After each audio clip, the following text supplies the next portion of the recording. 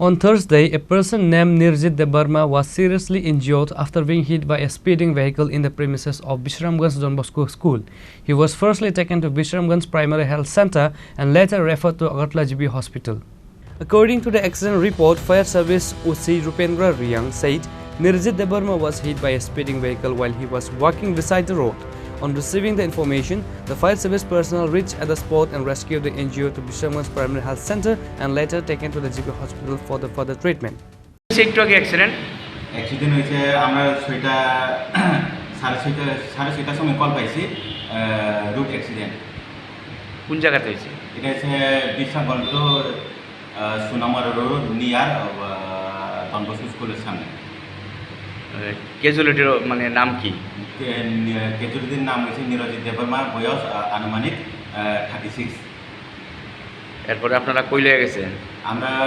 আমরা স্পট থেকে বিশ্বগঞ্জ হসপিটালে নিয়ে আসি। এরপরে রেফার দিয়ে দিছি। মানে কন্ডিশন কেমন? হ্যাঁ, কন্ডিশন সিরিয়াস কন্ডিশন।